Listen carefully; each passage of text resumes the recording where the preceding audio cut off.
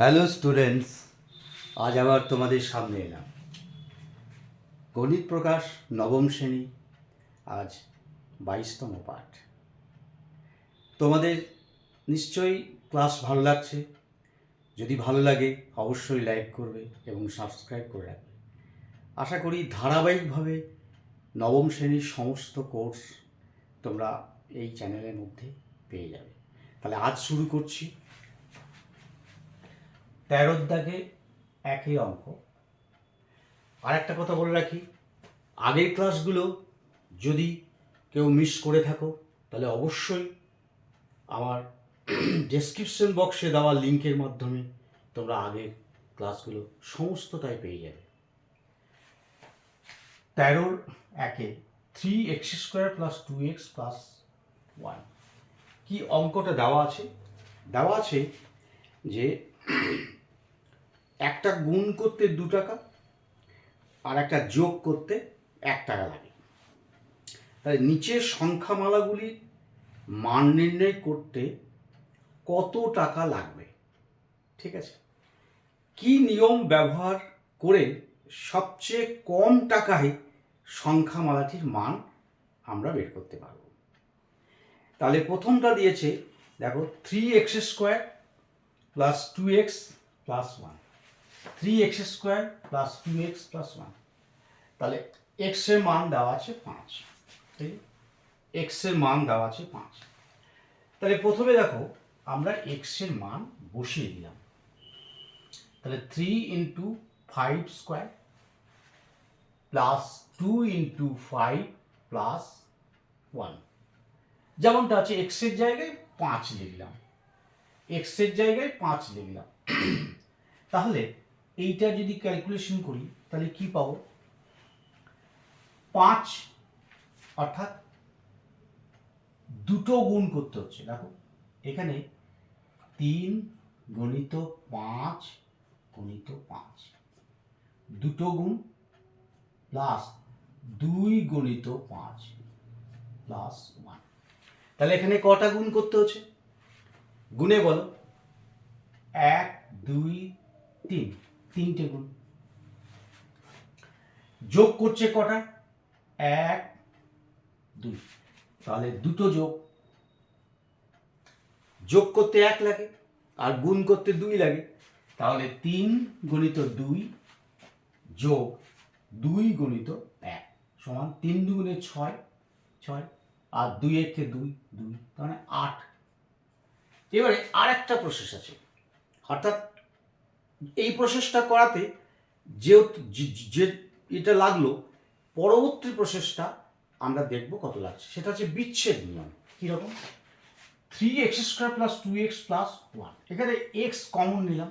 তাহলে x common নিলে কি হয়? 3x + 2 + 1। দেখো এটা বুঝতে পারলে কিনা দেখে নাও। তাহলে 5 মান বসালাম, 3-এর এখানে 5 বসালাম আর 2 + 1। তাহলে এবারে আমরা দেখব যে এখানে কটা গুণ করতে হলো। দেখো একটা গুণ, দুটো গুণ, তাহলে 2 লিখলাম। আর দুটো গুণ করতে গেলে 2 লাগে, তাহলে এখানে 2। তাহলে 2 2 4। এখানে যোগ কটা? একটা দুটো, তাহলে এখানে যোগ একটা দুটো, মানে 2 × 1 সমান 2, তাহলে 4 আর 2 6, তাহলে এখানে 6 যাচ্ছে। তাহলে প্রথম নিয়মটার ক্ষেত্রে 8 আর দ্বিতীয়টার ক্ষেত্রে 6 বেরোলো। তাহলে বলো তোমরা আমরা কোনটা উত্তর লিখব?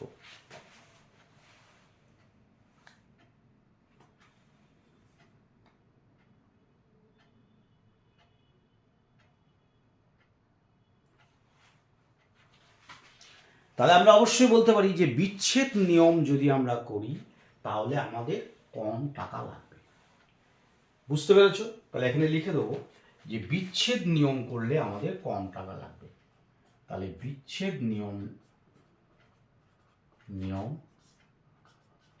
নিয়মে কম টাকা অর্থাৎ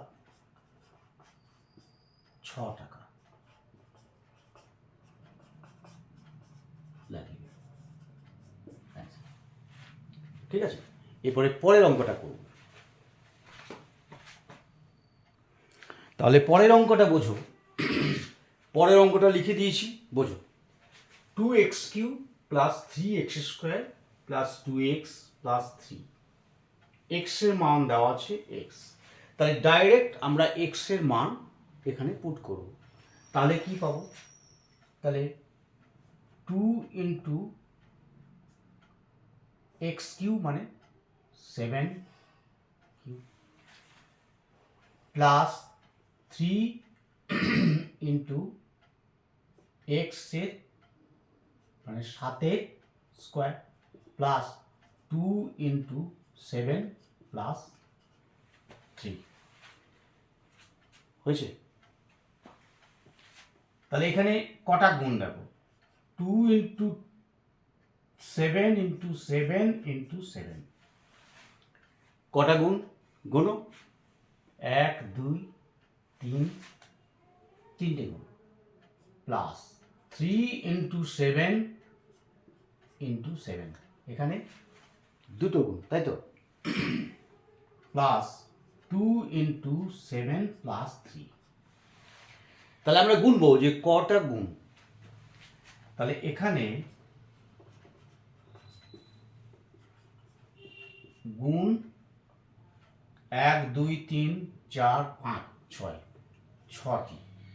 তাহলে প্রত্যেকটা গুণের জন্য 2, তাহলে 6 2 12। তাহলে প্রতি গুণে, প্রতিটি গুণের জন্য 2 হলে 6টি গুণের জন্য 6 গুণিত 2 সমান 12। বুঝতে পেরেছ? এবার নেক্সট দেখো, যোগ কটা? যোগ হলো এখানে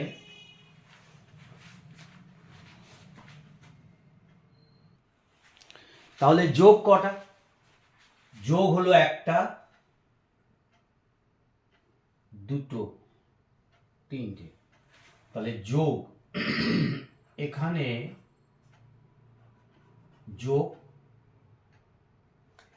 1 2 3, 3। তাহলে প্রতিটি যোগের জন্য 1 হলে 3টি যোগের জন্য 3 গুণিত 1 সমান 3, টোটাল 15। দেখো এই জায়গাটা বুঝতে পেরেছি কিনা দেখো, ভালো করে দেখো। প্রথমে আমি মান বসালাম, তারপরে দেখা গেল যে কটা গুণ করতে হবে। এখানে গুণ করা দরকার নেই, কটা গুণ সেটা দেখে নাও।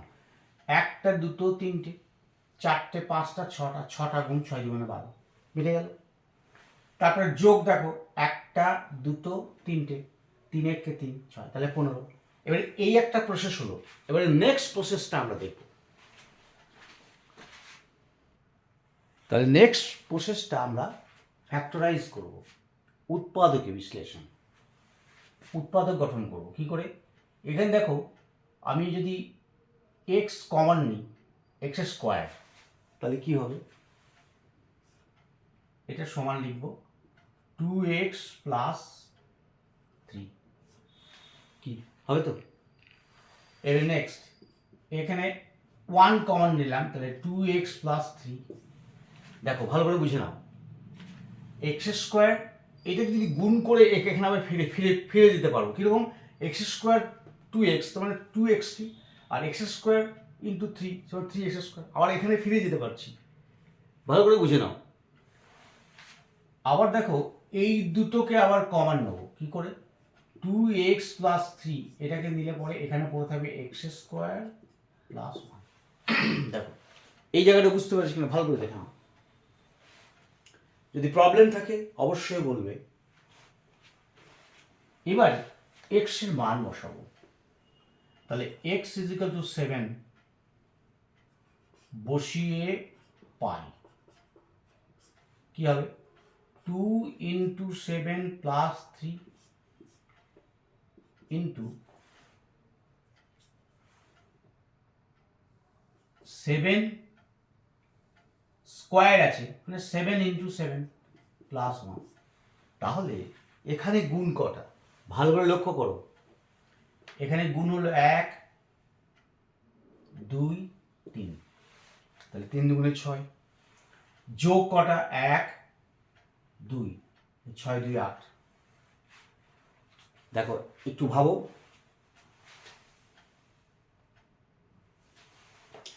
তাহলে আমি এটা লিখবো এখানে গুণ একটা দুটো, তাহলে দুটো গুণ তিনটে গুণ, তিনটি, তাহলে প্রতিটি গুণের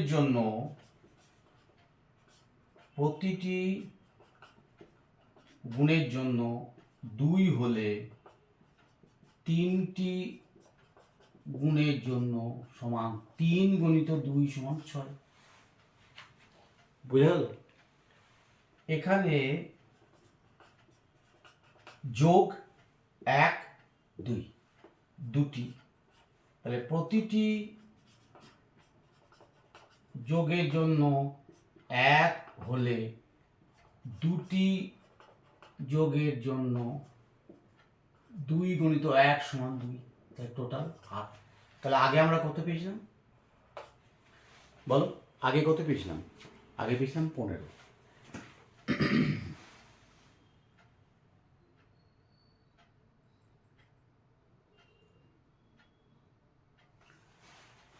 তাহলে আমরা বিচ্ছেদ নিয়মটা প্রয়োগ করলে আমরা কম টাকায় পাচ্ছি। আগে 15 পেয়েছিলাম, এখন 8। তাহলে বিচ্ছেদ নিয়মটা যদি আমরা প্রয়োগ করি তাহলে কম টাকা লাগবে। তাহলে লিখব অতএব বিচ্ছেদ নিয়মে কম টাকা অর্থাৎ 8 টাকা লাগিবে। ভালো করে বুঝে নাও, আরেকবার বলে দিচ্ছি। 2x³ plus 3x² plus 2x plus 3, x সমান 7, তাহলে x² কমন নিলাম, তাহলে কি পড়ে থাকবে? 2x পড়ে থাকবে আর এখানে 3 পড়ে থাকবে। আবার এখানে 1 কমন নিলাম, 1 কমন নিলে 2x প্লাস 3 একই পড়ে থাকবে। তাহলে 2x প্লাস 3 এটাকে আবার কমন নিলাম, ব্র্যাকেট করলাম, তাহলে কি হবে? এখানে x² প্লাস 1 রয়ে গেল। x সমান 7 বসালাম, তাহলে x ইন্টু 7 প্লাস 3, তাই তো? এই যে x ইন্টু 7 প্লাস 3, আবার ইন্টু x 7 এর মান 7, তাহলে 7 গুণিত 7 প্লাস 1, তাহলে এখানে গুণ কটা? একটা দুটো তিনটে, তিনটে গুণ 3 দুগুণে 6। আবার যোগ কটা? একটা দুটো, দুটো যোগ 2 প্লাস 1 সমান 2 সমান 8। তাহলে 8, আগেরটা লেগেছিল 15 টাকা, এখন লাগছে 8 টাকা। তাহলে বিচ্ছেদ নিয়মে আমরা কম পাচ্ছি। এবারে আমরা পরের অঙ্কটা চলে যাচ্ছি। দেখো 14 নম্বর অঙ্কটা আছে √5 এর দশমিক বিস্তার। √5 এর দশমিক বিস্তার কি হবে? চারটে প্রশ্ন, চারটে উত্তর দেওয়া আছে, তার মধ্যে একটা হবে। একটি সসীম দশমিক, একটি সসীম অথবা আবৃত্ত দশমিক, একটি অসীম এবং অনাবৃত্ত দশমিক, কোনোটি নয়। কোনটা? ভেবে বলো। দুটি অমূলদ সংখ্যার গুণফল সর্বদাই অমূলদ সংখ্যা, না সর্বদাই মূলদ সংখ্যা, না সর্বদা একটি পূর্ণ সংখ্যা, না মূলদ কিংবা অমূলদ দুটোই হতে পারে। একটু ভাবো। দেখো √5 এটা একটা অমূলদ সংখ্যা, তাহলে অমূলদ সংখ্যাকে আমরা দশমিক বিস্তার করলে পরে অসীম এবং অনাবৃত্ত পাব। কারণ এখানে দেখো, যেহেতু এটা অমূলদ সংখ্যা, তাহলে অমূলদ সংখ্যা এটা তো মেলে না, √4 হলে 2 হতো, তাহলে এইটা অসীম এবং অনাবৃত্ত, এই সি অসীম এবং অনাবৃত্ত হবে। যেমন √2 এগুলো হচ্ছে অসীম এবং অনাবৃত্ত। এবারে দেখো দুটি অমূলদ সংখ্যার গুণফল, মনে করো √2 গণিত √2, তাহলে দুটি অমূলদ সংখ্যা, তাহলে দুটি অম্লদ সংখ্যার গুণফল কত হবে? √2 গুণিত √2 সমান কত? সমান √2 স্কোয়ার সমান স্কোয়ার আর রুট কেটে গেল, তাহলে 2 হলো। তাহলে এটা মূলদ না অম্লদ? এটাকে আমরা লিখতে পারি 2/1, অর্থাৎ এটা মূলদ। তাহলে দুটি অম্লদ সংখ্যার গুণফল সর্বদাই অম্লদ সংখ্যা হবে না, সর্বদাই মূলদ সংখ্যা নাও হতে পারে। তাহলে মূলদ কিংবা অম্লদ এই দুটোই হতে পারে। বুঝা গেল? মূলদ কিংবা অম্লদ এই দুটোই হতে পারে। দেখো পরের অঙ্কটা খুবই ইম্পর্টেন্ট অঙ্ক, খুব ভালো করে অঙ্কটা লক্ষ্য করো, যেটা বুঝবে ভালো করে বুঝবে। পাই এবং 22/7 দুটি মূলদ সংখ্যা না দুটি অমূলদ সংখ্যা, না পাই মূলদ সংখ্যা আর 22/7 অমূলদ সংখ্যা, না পাই অমূলদ এবং 22/7 মূলদ সংখ্যা? তাহলে প্রথমে আমাদের জানতে হবে কি মূলদ সংখ্যা কাকে বলে। p/q আর q নট ইকুয়াল টু 0, অর্থাৎ 2/3, 4/7 বা 2, 3 সবাই তো নিচে 1 আছে, তাহলে এগুলো সবই মূলদ সংখ্যা। বোঝা গেল? তাহলে এটা ঠিক যে 22/7 এটা মূলদ সংখ্যা হলো, এটা মূলদ। এবারে পাই মানে কি? পাই ব্যাপারটা বুঝতে হবে তো। পাই মানে হচ্ছে বৃত্তের সার্কামফারেন্স, বৃত্তের পরিধি, এটাকে পরিধি বলে বা সার্কামফারেন্স। আর এইটা হলো ব্যাস বা ডায়ামিটার। তাহলে এইটা বাই এইটা, অর্থাৎ পরিধি বাই ব্যাস, সেইটা হচ্ছে পাই। এটা কিন্তু বের করা হয়েছে কত? 3.14159। এরা কিন্তু চলেই যাবে, চলেই যাবে, ইনফিনিটি, শেষ হবে না, চলতে চলতে চলতে চলতে যাবে। তাহলে এক্ষেত্রে পাইটা আমরা মূলদ বলতে পারবো না, কারণ পাইকে 22/7 হিসেবে আমরা লিখতে পারবো না, p/q ফর্মে আমরা লিখতে পারবো না। তাহলে পাই অমূলদ সংখ্যা, তাহলে পাই হচ্ছে অমূলদ। ভালো করে বুঝে নাও, অমূলদ। তাহলে এখানে পাই অমূলদ আর 22/7 হচ্ছে মূলদ সংখ্যা। ক্লিয়ার? আশা করি বুঝতে পেরেছো। এবার পরেরটা দেখো।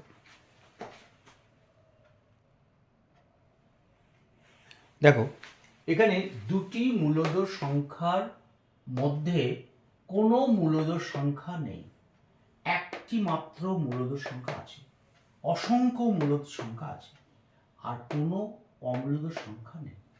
তাহলে কোনটা ঠিক হবে? মনে করো সাপোজ 2 আর 3 দুটো মূলদ সংখ্যা, এটা 2 আর 3। 2 মানে এটা তো মূলদ সংখ্যা, 2 এর 1 মানে 3 এর 1। তাহলে আমাকে বলো 2 আর 3 এর মাঝে কি সংখ্যা? ঠিক মাঝখানে, 2 আর 3 এর মাঝখানে বলো 2.5, অর্থাৎ 2.5 মানে 5/2। এই জায়গাটা বুঝতে পারলি না? দেখো 2, 2.5 মানে 2 পূর্ণ 1/2, তাই তো, মানে 5/2। বোঝা গেল? তাহলে 5/2, 2 আর 5/2 এর মাঝে কে আছে? তাহলে এখানেও একটা পেয়ে যাব, আবার এখানেও একটা পেয়ে যাব। এগুলো তো আমরা আগে করেছি। অতএব দুটি মূলদ সংখ্যার মাঝে অসংখ্য মূলদ সংখ্যা পাবো, ঠিক? তাহলে এটাই রাইট হবে। এবার নেক্সট অঙ্কে চলে যাচ্ছি। তাহলে আজকে আমরা এই পর্যন্ত করলাম। যদি তোমাদের ভালো লাগে তাহলে অবশ্যই একটা লাইক দেবে এবং এই চ্যানেলটা অতি অবশ্যই সাবস্ক্রাইব করে রাখবে, কারণ নবম শ্রেণীর অঙ্ক ধারাবাহিকভাবে সম্পূর্ণ অঙ্ক আমি এই চ্যানেলের মাধ্যমে বোঝাবার চেষ্টা করব। তোমরা নিজেরাই বাড়িতে বসে অঙ্কগুলো নিজেরাই বুঝতে পারবে। যদি বুঝতে না পারো অবশ্যই কমেন্টে জানাবে। তাহলে আজকে এই পর্যন্ত, আবার পরের দিন দেখা হবে।